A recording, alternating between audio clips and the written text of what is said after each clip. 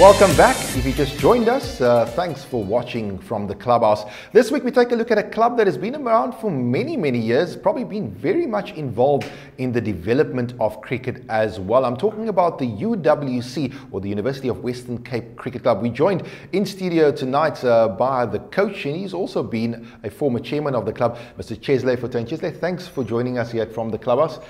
Thank you. It's wonderful to have you, but straight off the bat, in light of what has been happening in recent weeks, UWC Cricket Club, it is based at the University of the Western Cape. How have you guys been coping with the situation at the moment with the varsities? Look, it's been quite difficult, obviously, with all the disruptions and riots that's been going on, basically on campus, and the university has received a lot of negative publicity as well.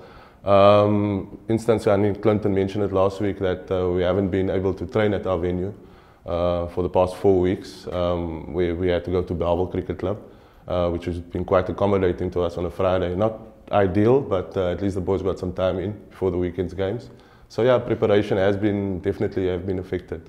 Ground staff couldn't get onto campus to prepare wickets. We had to move 2 of our home games away. So yeah, it's been difficult. So where exactly in the season are you guys right now? Obviously, it's been a couple of weeks of disruptions.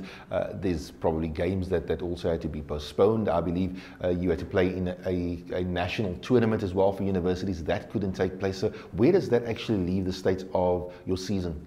Look, we've actually done well so far. We've completed our first round of league fixtures past Sunday. We've won 2 out of the 4 games, drawn 1 and lost 1. I think we're currently 3rd on the log standings. In the semi-finals of the 2020 competition. So the boys have pulled together quite nicely throughout the 3 sides, obviously that's participating in the competition, the Western Province competition. We're looking to start preparing now for the Varsity Cup competition in January. Before I hand over to Clinton, the UWC Cricket Club, is that only for students that are studying at UWC, or is it open to all other members from outside? We've got 4 sides, which is mainly students. I think about 95% of our club members are students. There is 1 or 2 old boys that has come back to rejoin us in terms of the experience that they provide and bring to the club. But majority students, yeah. Clinton, how does, you know, there's varsity competitions now that wasn't around before. You've actually got inter-varsity cricket competitions now. How important is that in terms of another step in developing cricketers just before they obviously take the step up? And I think it's thanks, Brandon. I think it's also the opportunity now that Cricket South Africa, together with varsity sport and youth sport, is trying to create that or bridge that gap between guys coming from tertiary institution, players then going to semi-pro level and through to the franchise, feeding that pipeline, but also giving other guys the opportunity at varsity cup level to showcase their talents, and from there you could probably identify players into the pipeline. And talking of Varsity Cup, I mean, last year you guys were part of it, was your first year, well, the first year of Varsity Cup, and I've watched 1 or 2 games, the ping ball, everything else, how it all fits into it. What was the experience last year, and how are you guys planning for this year? Yeah, look, it was a first. I think it's a good concept that varsity sports started, obviously including the cricket. The ping ball was a bit of an issue. They're actually reverting back to the white ball this year. And using the ping ball only for the super power play over. That's also part of the game now. But our preparations, like I said, we're kicking it off from the 5th of January, the boys are back. We've got 3 weeks of preparation. Hopefully we won't have any issues on campus again in terms of disruption of the campus and the stuff happening there. So we're looking forward to it. The boys are on a well-deserved break now. I think it was quite challenging for us now during the first half of the season, and not only on a physical aspect but also mentally, because mental preparation is a big part in cricket, and I think during the past 3 or 4 weeks it's been quite difficult for the boys. But holistically, your club has also transformed over the few years. We're talking about the representativity of players in your team, and then also women's cricket. You guys were very much open to women's cricket a few years ago. You started it, and if I may report and steal the win from you, is that how successful that team is at the moment. What is the drive behind all of that to get women's cricket sorted? Look, we've identified that there is a need for women's cricket, obviously. We now appointed Nuran Pipers, also on the Sports Skills for Life Skills program. She is now a full-time employee of the program and of the cricket club, which her sole role is to obviously promote women's cricket on campus. What we want to do is, at the moment, it's not really, I think there's about 20% students playing in that women's side. And we obviously want to up that number and get more girls involved in the game of cricket. But we've tried to focus a lot on the game actually and getting the women's cricket game up. At the moment, we've got one side.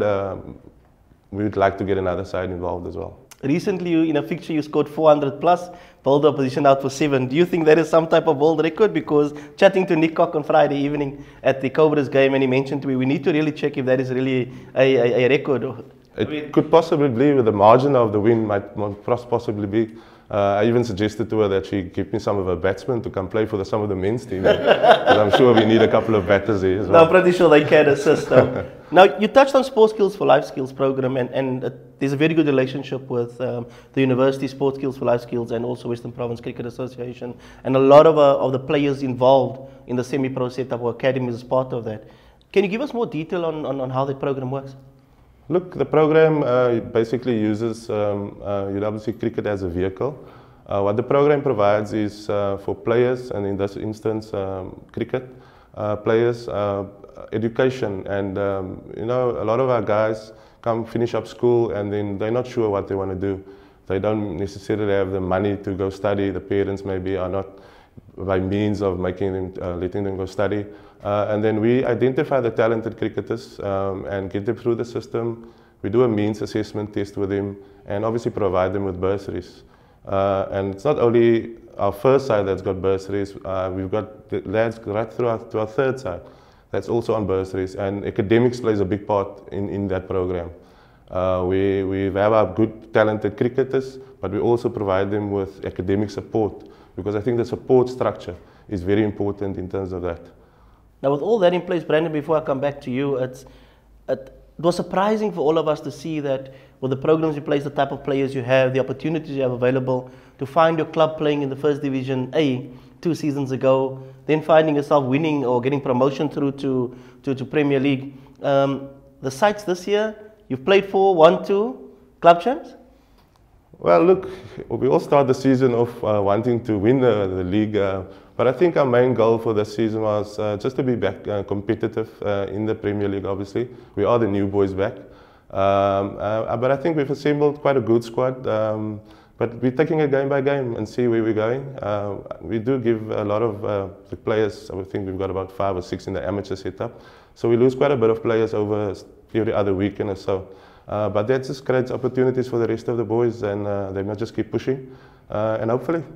Chesley, you've obviously got a great setup there at UWC. You were telling me about all the disturbances you've had, but you're still sitting third on the Premier League log, and then also there's the semi-finals of the T20 coming up as well. So I'm sure you know that little bit of disruption is not going to stand in you guys' way, and all the best going forward and developing those talent and actually giving them not just the cricketing means, but also understanding that there's a life skills part to it and there's academics, because I think that's where a lot of sportsmen fall short. They've got talent and that's what they focus on, and when they get an injury or they go sort of off the path, they don't have anything to fall back on because they just focused on the cricket. So all the best, and we're looking at some stars coming out of your club in the future. Thank you very much. After the break, we come back with our player profile, and this week we're giving you a bit of a treat. It's not 1 but 2 players. Hi, I'm Mqabani Silona, captain we Township Cricket Club, ubukele from a clubhouse.